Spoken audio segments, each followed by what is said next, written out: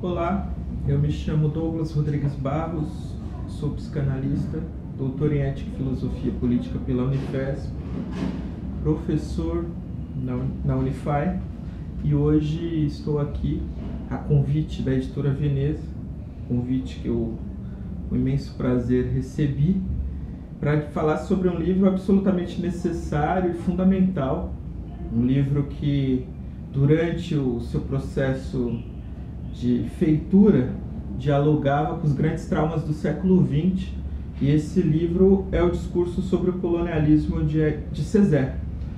Então eu vou começar falando sobre quem foi Césaire, a vida do Césaire, a importância que o Césaire tem para os principais debates a respeito daquilo que depois vai se tornar o centro de uma grande crítica de pensadores negros, que é a alcunha colonialismo desenvolvida e desdobrada pelos diversos pensadores negros. Para começar, eu acho interessante situar o Césaire no seu contexto histórico. O Césaire ele nasce em 1913, ele vem de uma família na Martinica. A Martinica, que é uma das colônias francesas à época do seu nascimento, é uma ilha caribenha.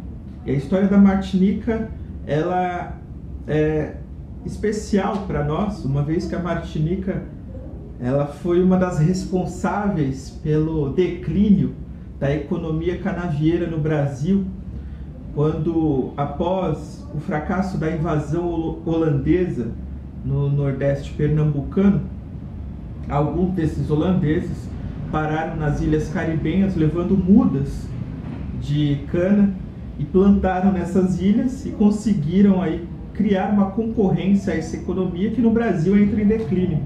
Então, de certa forma, a economia brasileira, a história do Brasil tem uma inconsciente relação com o desenvolvimento da Martinica, né? Quer dizer, esses holandeses param na ilha da Martinica com essas mudas e com isso eles conseguem fazer frente a esse comércio brasileiro de cana que está sendo desenvolvido e, enfim, o que forma, de certa forma, todo o desenvolvimento do Nordeste brasileiro nesse momento. E graças a essa concorrência, essa economia começa a entrar em frangalhos. Então, é nesse local que vai nascer Césaire.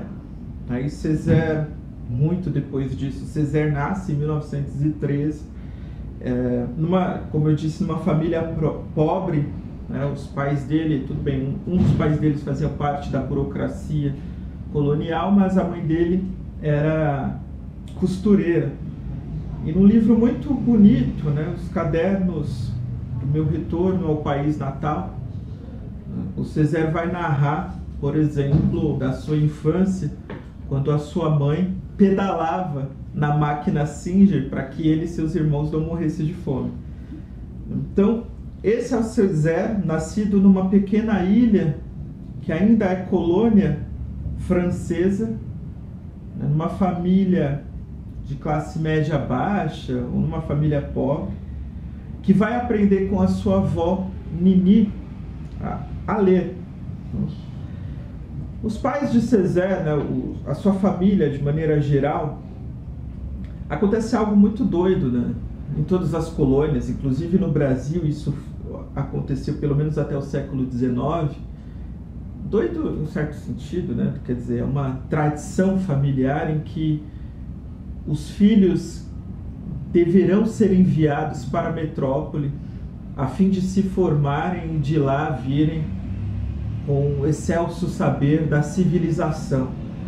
Isso acontecia também na Martinica, e a família do Césaire é uma dessas famílias que luta, principalmente seu pai, luta para enviar Césaire para a metrópole, no caso então a França, para que ele se torne uma elite administradora, um componente da elite da administração da colônia. Esse era o anseio do pai do Césaire. É um anseio que, de certa forma, vai ser um tiro pela culatra, porque o Césaire ele realmente vai para Paris. O Césaire ele se torna um excelente estudante, um aluno com notas boas, enfim, aplicado, e com isso ele consegue uma bolsa para estudar no mesmo liceu parisiense onde estudou Victor Hugo, Sartre, Voltaire. E quando ele chega nesse liceu em Paris, ele conhece uma figura que para ele vai ser fundamental, né? Que é uma figura que vai apresentar, segundo as suas próprias palavras, vai apresentar para ele a África, que é o senegalês Léopold Senghor, né? Que depois vai ser uma figura fundamental no movimento negro, no movimento pan-africanista. E é Senghor, que é um pouquinho mais velho que Césaire, que acaba apresentando para ele um outro tipo de condição do negro, né, que é o negro em África. Isso vai ser algo muito tematizado por Césaire durante toda a sua vida, porque ele vai se dar conta que há uma diferença entre aquele negro que foi arrancado da sua terra e aquele negro que ficou na sua terra. Essa tensão vai, de certa forma, alimentar a casa de máquina do seu pensamento, porque nessa tensão, quer dizer, na tensão diaspórica, ou se a gente quiser, na tensão atlântica, que vai residir a forma de construção da subjetividade, ou se a gente quiser, da identidade desse negro na diáspora. E é interessante porque eu lembrar disso, porque mais tarde, quando Césaire entra no Partido Comunista, vão questioná-lo, uma vez que o Partido Comunista francês estava totalmente chancelado pelo stalinismo. Por que então que Césaire, que era amigo de trotskistas, um dos grandes amigos famosos, que é André Breton, que não era necessariamente um trotskista sangue puro, mas que era aquele que tinha uma certa admiração por uma esquerda à esquerda do comunismo oficial, vão perguntar então para Césaire por que ele entrou no Partido Comunista, uma vez que o Partido Comunista não só colocava, sob a chancela do stalinismo, não só colocava a sua poesia em vigilância, como a sua própria atitude política, a sua atividade política. E Césaire vai responder o seguinte, que como um negro da diáspora, não havia outra possibilidade para ele senão pensar numa transformação radical desse mundo em que o discurso colonial ou o colonialismo permanece organizando o imaginário. Então, para ele, o comunismo, mesmo esse comunismo interrompido, esse comunismo castrado que foi o stalinismo, né, ainda oferecia algo mais central do que permanecer na social-democracia, né? Bom, mas quando ele vai então para Paris, Césaire vai chegar em Paris numa época de um florescimento cultural e intelectual muito bonito e muito impactante na história do século XX, que é os anos 30. Né? Quer dizer, Césaire, ao chegar nos anos 30, ele tinha como companhia uma miríade de artistas intelectuais pensando para além do horizonte capitalista. Né? E nesse frescor, nessa atividade intelectual totalmente oxigenada, ele vai se deparar com um grupo fundamental, que é o grupo de Paulé, que era uma negra martinicana que construía um salão. E é muito interessante pensar o que significa esses salões, porque esses salões animados intelectualmente, que vêm desde o século XVII, se torna, no século XVIII, no século XIX e no século XX, formas de agrupamento de intelectuais conspiradores. O que isso quer dizer? Quer dizer, intelectuais que querem mudar a ordem a fim de instituir e colocar como algo efetivo a utopia. E Paulé é uma dessas martinicanas. É muito interessante que ela é uma martinicana de classe média alta, né? o que causa uma certa aversão a Césaire, já que ele achava que esse cenáculo de Paulé era algo muito pequeno burguês, ou propriamente burguês. Mas enfim, vai ser com essa mulher negra, Paulé, que ele vai ter contatos com negros, né, de todos os matizes e de todas as partes do mundo que frequentava essa Paris efervescente, e vai se tornar diretor de uma revista muito importante sobre a discussão do negro em África e o negro da diáspora, que é a Estudante Negro. Quer dizer, é a primeira estudante martiniquês. Depois Césaire, como diretor da revista, vai batizá-la como Estudante Negro, sobretudo influenciado por Senghor. E é muito interessante porque essa ideia do próprio negro, né, essa nomeação, na verdade, Césaire queria colocar o nome da revista de Estudante Negro. Houve um certo incômodo porque negro era um termo depreciativo, né? Então optaram por l'étudiant noir, né? Que era um termo menos, né, depreciativo. Mas é interessante o gesto de defesa de Césaire com a ideia do l'étudiant nègre, porque ele queria exatamente causar uma subversão do termo depreciativo. Não quer dizer, se o termo era depreciativo, então nós utilizamos ele para ressignificar esse termo à luz do que nós dizemos a respeito do que é ser negro. Isso foi muito importante, porque isso, de certa forma, vai se manter na vida de Césaire. Quer dizer,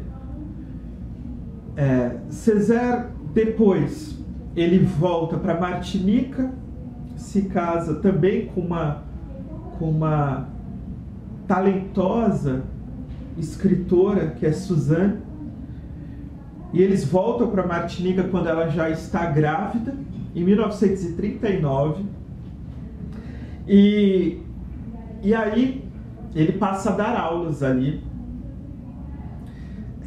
e é muito esquisito para todo mundo na Martinica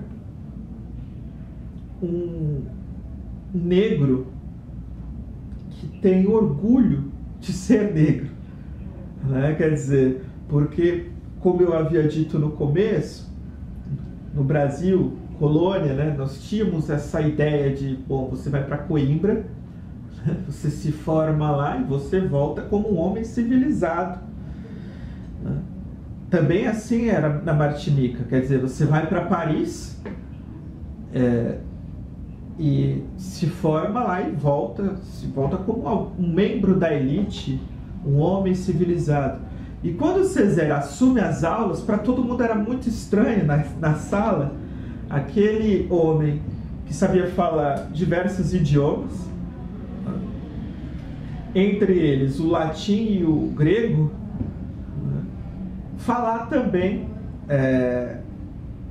da filosofia bantu, né? E de tudo aquilo que compunha uma história sobre os povos que foram colonizados, mas do ponto de vista desses povos colonizados e não mais do colonizador. Então isso causou um grande escândalo na Martinica, a ponto das aulas do Césaire se encherem. E um desses seus alunos foi ninguém menos que Frantz Fanon. Então era algo fora Acredito que hoje a gente não entenda muito bem o que é isso, mas pelo menos a gente consegue imaginar, né, o que é alguém que retira as máscaras da vergonha de si causadas pela violência colonial. Isso é muito bonito na trajetória de Césaire, e é óbvio que isso não vai passar como algo indiferente às autoridades. Bom, em 1939 vem a guerra, né? Foi o mesmo ano que a Alemanha invade a Polônia, portanto, do ponto de vista da história oficial, é nesse ano que o gesto da Segunda Guerra Mundial é dado. E quando se dá a invasão francesa, em menos de 6 meses, né, foram poucos meses, caiu a França no nome, com a ocupação alemã. E aí a gente sabe que a França vai se tornar uma colaboradora através do governo fantoche da República de Vichy. E essas colônias que, de certa forma, graças a uma organização de esquerda, vinham refreando aquele impulso racista. Bom, com a ocupação nazista da França, essas colônias voltam, né, ao registro de um racismo explícito e violento. A Martinica vai servir nesse momento como um ponto de passagem, e com a colaboração do Pétain, nós teremos ali um campo de concentração em que serão enviados figuras muito singulares, né, como Lévi-Strauss, André Breton e Victor Serge. É interessante porque quando Breton está preso nesse campo de concentração, dizem que as condições eram horríveis desse campo, né? Inclusive havia toda uma fobia, portanto esses prisioneiros no campo de concentração evitavam falar com os nativos, tal. Mas teve um momento em que o Breton ele sai, né, para fazer uma compra num bazar, e nesse bazar tem uma revista em que há muitos textos do Césaire, e ali é a primeira vez que Breton tem contato com os escritos do Césaire, e esse contato faz com que Breton tenha uma espécie de epifania. Ele ama muito o que ele lê.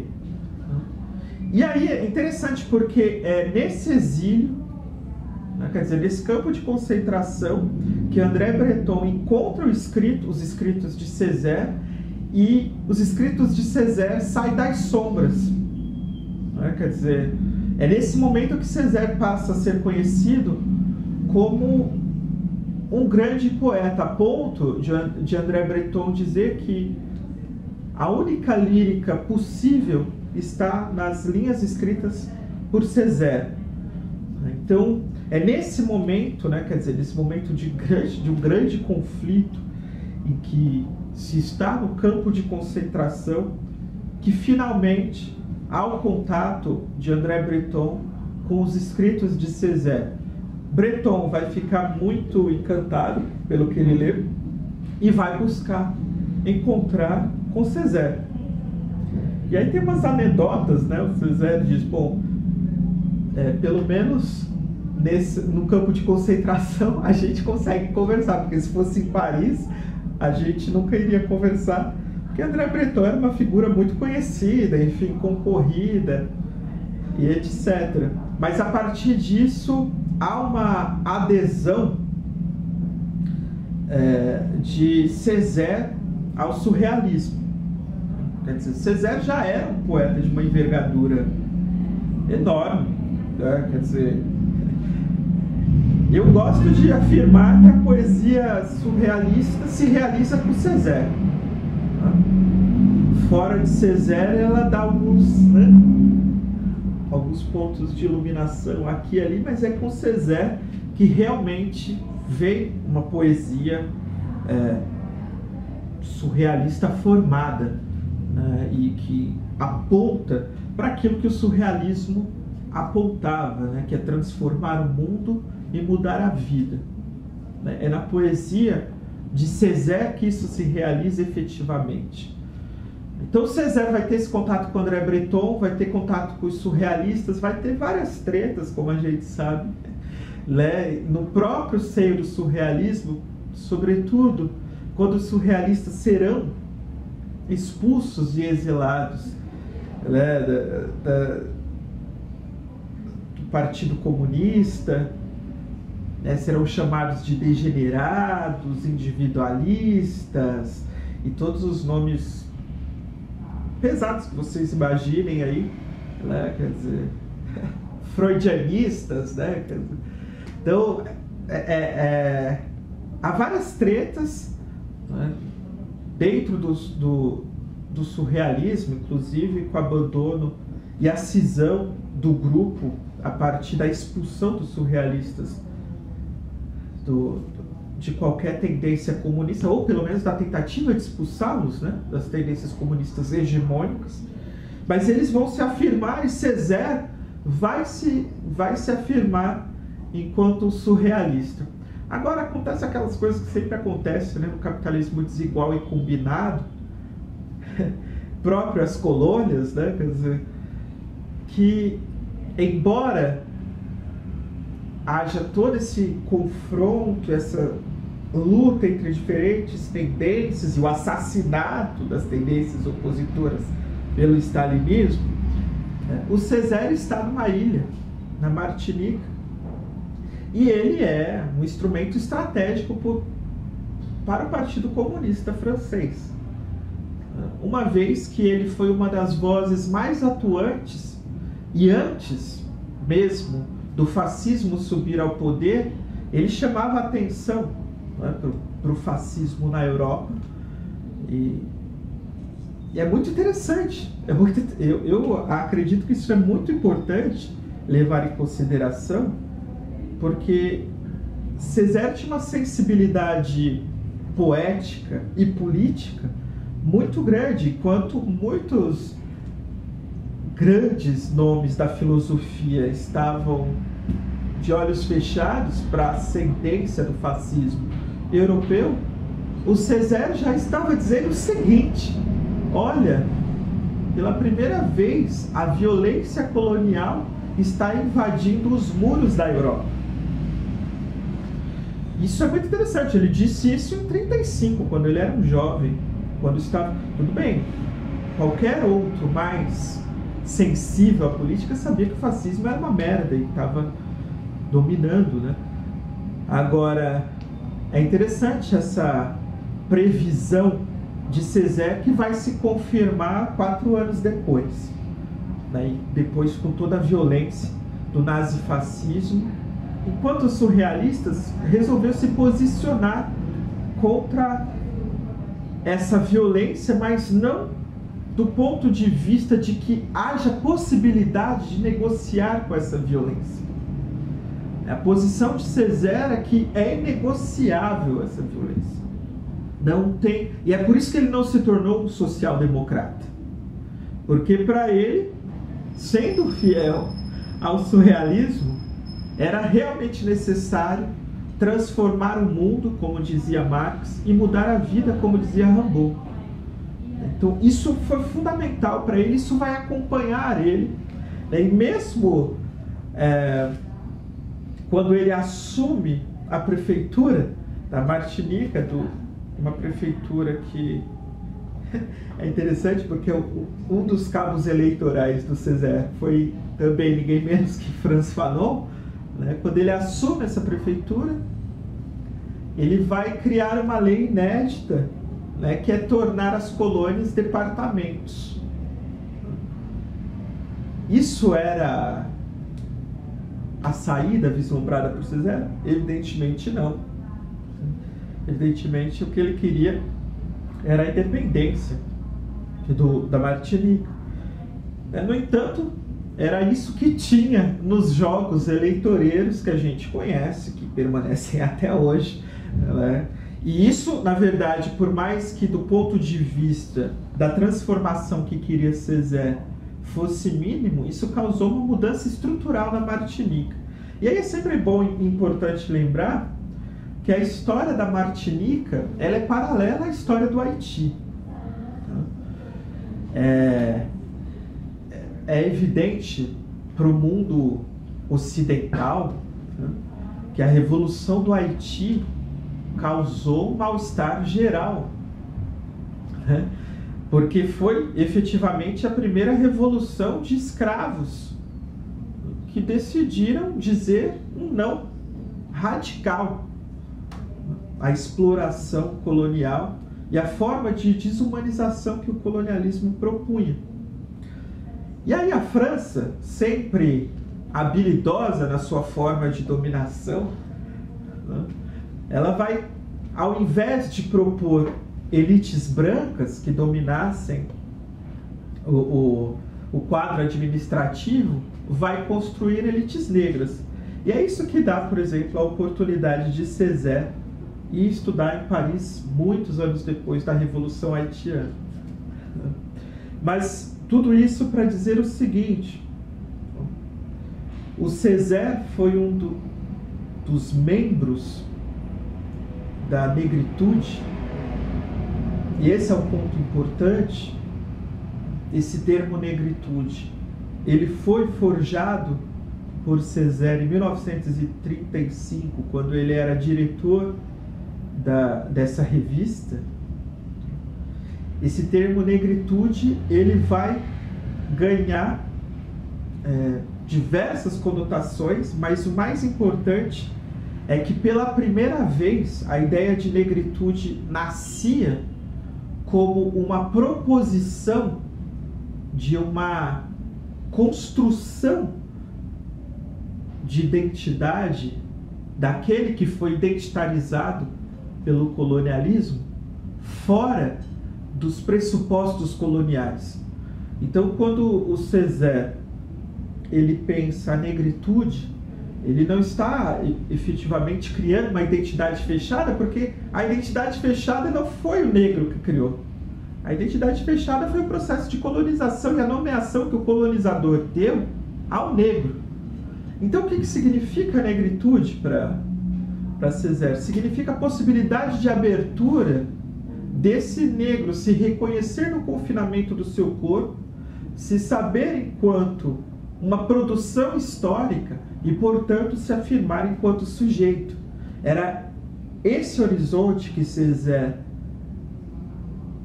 pôs a si enquanto ação política, e vai ser esse horizonte que vai permanecer na sua obra como um todo, da qual, sem dúvida, o discurso sobre o colonialismo é central. Bom, o discurso sobre o colonialismo ele começa a ser escrito com o final da Segunda Guerra Mundial e fica pronto a partir de 1948. E do que se trata esse livro? Esse livro se trata de um manifesto, é um acerto de contas que Césaire faz ao olhar o retrovisor da história e ver as catástrofes que a guerra causaram, dessa vez nos muros internos da Europa. E do que se trata esse acerto de contas? O que Césaire percebe é que, ao término da guerra, muito rapidamente se quer esquecer desses traumas, se quer apagá-los, e ao mesmo tempo que se faz isso, retorna um certo discurso que alimentou justamente a violência que organiza esses traumas da guerra. Então, o discurso sobre o colonialismo é sobre tudo isso. Um acerto de contas de Césaire, olhando não do ponto de vista da Europa, mas olhando dessa vez do ponto de vista das colônias. Então, qual é o arcabouço que ele vai utilizar? Por muitas vezes a gente discute o fascismo ou o nazifascismo como um elemento sui generis, inédito na história humana, como se aquilo fosse uma espécie de aberração fora do esquadro daquilo que constitui a civilização europeia. E o discurso sobre o colonialismo vai desmentir isso e vai demonstrar que, na verdade, o nazifascismo foi um resultado lógico da exploração providenciada pelo colonialismo europeu. Então, uma característica fundamental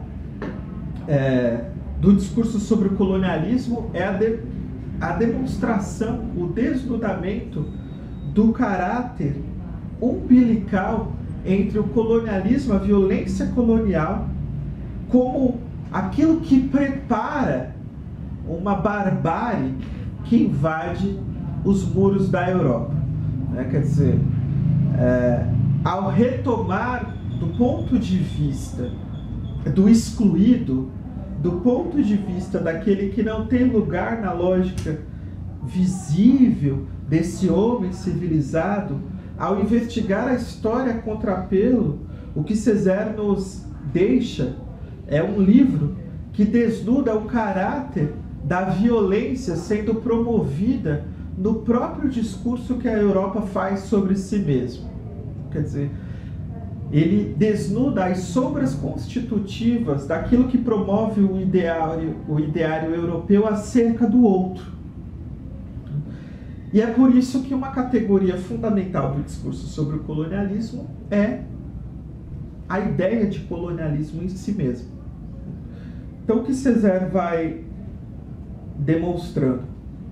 Bom, primeiro, que o colonialismo, para além de uma dominação material dos povos, para além de uma invasão violenta de territórios, para além da morte e da obrigação, da imposição da morte do outro, do não europeu, nos navios negreiros, para além dessa administração violenta que organiza a colônia, cujo chicote é a marca maior, há também uma construção de um imaginário, uma construção de uma fantasia europeia que se projeta para fora dos muros.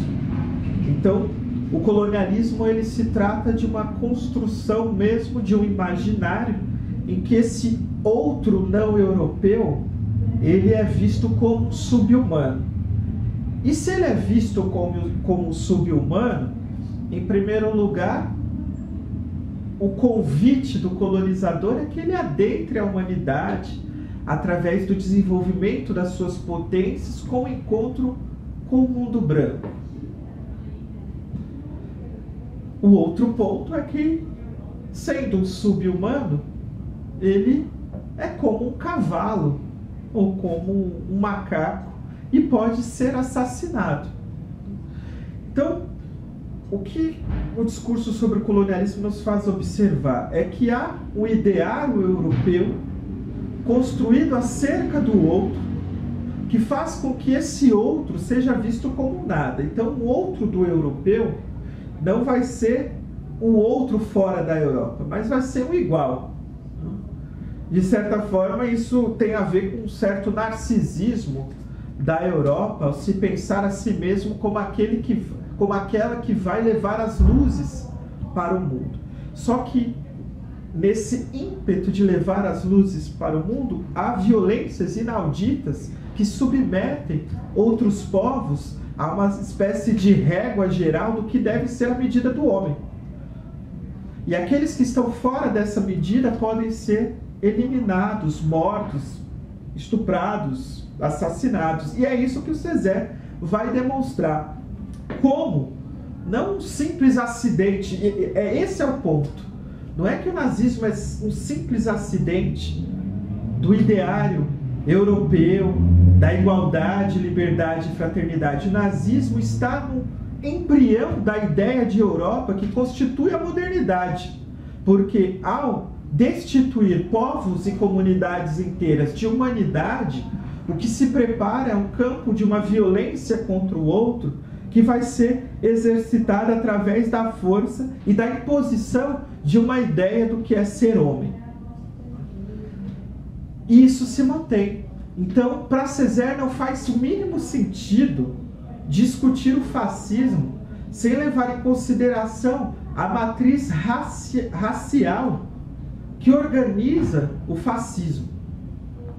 Sem levar em consideração que a raça, a noção de raça, constitui uma humanidade cindida e que, portanto, é impossível falar de um humanismo, sem levar em consideração isso, sem levar em consideração que o próprio pressuposto da modernidade está assentado na dominação de povos, na violência radical, sem levar isso em consideração, não há por que discutir o fascismo. E o que ele percebe?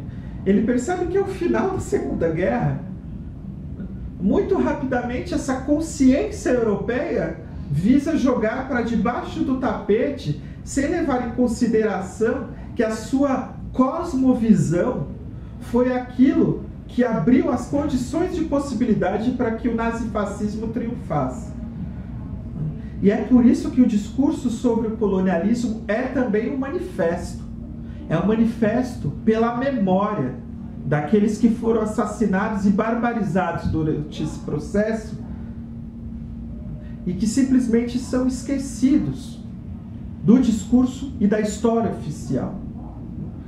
E é nesse sentido que o Césaire vai capturar nas suas linhas aqueles discursos que, mesmo depois da Segunda Guerra Mundial, permanece promovendo uma noção de raça, uma noção de medida de homem que deve ser atingida pelos povos dominados. Então, quando a gente lê o discurso sobre o colonialismo, a gente se depara com uma obra que faz um esforço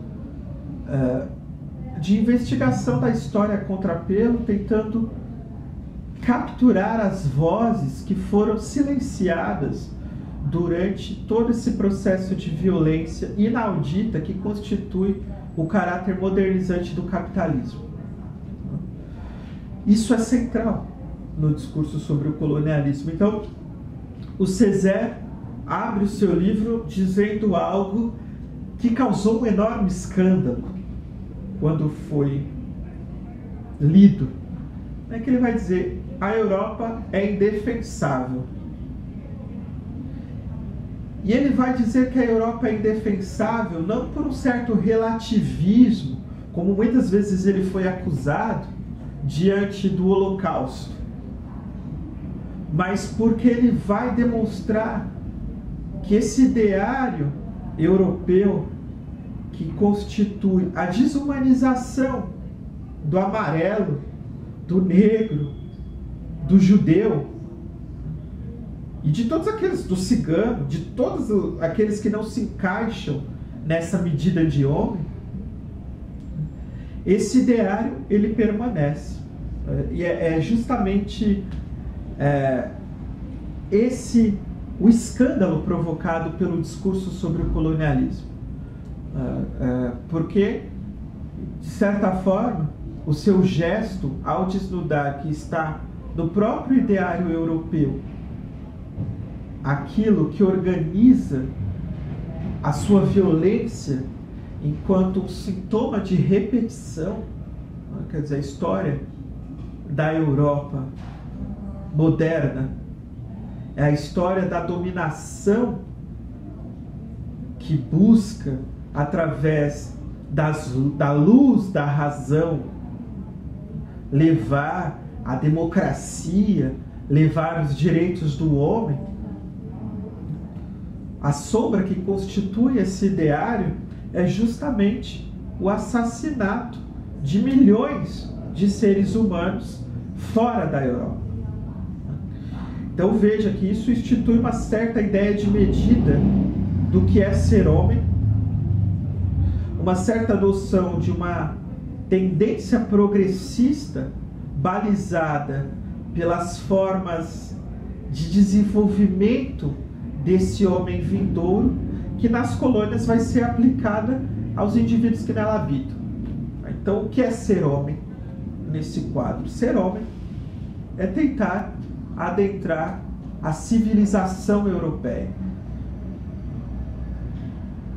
Depois, mais tarde, o Fanon vai desenvolver isso na sua sutileza, do Pele Negras, Máscaras Brancas, né? Mas a grande trama da colonização é que ela fornece uma cosmovisão, ela fornece o trato espiritual à modernidade que invisibiliza a história das tragédias, a história das lutas, a história da mortandade, impossibilita o reconhecimento de si por parte daquele que foi racializado. É por isso que a voz de Césaire se exalta nesse ponto. A Europa é indefensável justamente porque nos seus prognósticos lógicos de ação e construção do mundo social, ela assassinou a própria noção de humanidade. Não há uma humanidade possível enquanto homens e mulheres e corpos dissonantes, enquanto esses corpos dissonantes, enquanto esses homens e essas mulheres forem explorados, forem barbarizados por esse poder violador que institui uma noção de progresso balizada pela ideia de um homem europeu. E é isso que Césaire nos ajuda a capturar, quer dizer, olhar para a tragédia da Segunda Guerra Mundial deveria nos conduzir a questionar de maneira radical aquilo que governa o imaginário dessa civilização chamada civilização europeia e que permitiu que milhares fossem mortos com métodos que eram aplicados na colônia. Esse é o convite. O que o Césaire vai nos dizer é o seguinte: olha, o Zyklon B, que foi usado para assassinar em massa os judeus, ele tem um ancestral. O ancestral do Zyklon B foi construído pela França quando, em 1845, 100 anos antes do término da Segunda Guerra Mundial, um marechal francês ordenou que se entulhasse 800 pessoas da tribo Isberra na África, numa caverna, e essas 800 pessoas eram mulheres, idosos e crianças, e ordenou que os soldados franceses acendessem uma fogueira para matá-los asfixiados. Quer dizer, a máquina de morte que se acelera durante a Segunda Guerra Mundial tem o seu antecedente na dominação colonial. E o fato dessa violência ter se tornado uma violência interna à Europa é porque ela já estava adulta, ela já tinha perdido a sua ingenuidade fora da Europa. E é por isso que a Europa é indefensável. Ela é indefensável porque enquanto ela manter o ideário colonial, enquanto ela manter as fronteiras entre o eu e o outro, enquanto ela manter a impossibilidade do reconhecimento de si no outro, enquanto ela manter um discurso de apagamento do outro, ela vai ser uma alameda aberta para a cadela do fascismo. Esse é o ponto, esse é o chamado e esse é o escândalo que o discurso sobre o colonialismo promoveu. Muitas vezes a gente escuta, né, principalmente quando a gente debate Césaire, Du Bois ou de Bois, né, e Fanon, que eram figuras do início do século XX, existe um dado importante, né? A colonização efetiva da África, ela se inicia a partir de 1885 na Alemanha, quando as potências europeias se reúnem na Alemanha para dividir a África. Antes disso, nós tínhamos uma África invadida, né, pelos europeus, mas que as elites locais governavam o processo administrativo. Depois de 1885, a África vai ser o local de invasão territorial por parte das potências europeias, e é onde efetivamente se inicia o processo de uma colonização africana com a dominação do território e a imposição de uma medida de homem, que é o branco patriarca, heteropatriarcal, burguês europeu. Hoje, quando a gente olha, depois de todos os processos de independências africanos, é muito comum a gente escutar que, bem, tudo bem, mas isso era... Todo esse processo foi algo que já passou, né? A colonização já se deu, a gente já vive um processo de uma pós-colonização em África. Então, como que fica agora? Como que fica o discurso sobre o colonialismo diante dessa pergunta? A permanência da força do discurso sobre o colonialismo, ela se situa, a meu ver, num ponto nevrálgico, que é a instituição de um imaginário acerca do que é ser homem. Essa é a força, quer dizer, o colonialismo, mais do que uma exploração dos corpos e da produção material da vida, tratou também de instituir uma forma de cosmovisão, ou uma forma de racionalidade, ou uma forma de imaginário que compõe o quadro geral da nossa visão de mundo do século XXI. É interessante que o colonialismo ele se finda enquanto exploração territorial no século XX, no final, né? Quer dizer, da metade para o final do século XX, e, no entanto, a produção espiritual do colonialismo permanece. E aí, no momento em que nós estamos num capitalismo que abandonou todas as suas tendências progressistas, quer dizer, no capitalismo de colapso da modernização, ou como vai dizer Mackenzie Wark, já nem se trata mais de capitalismo, mas de algo pior,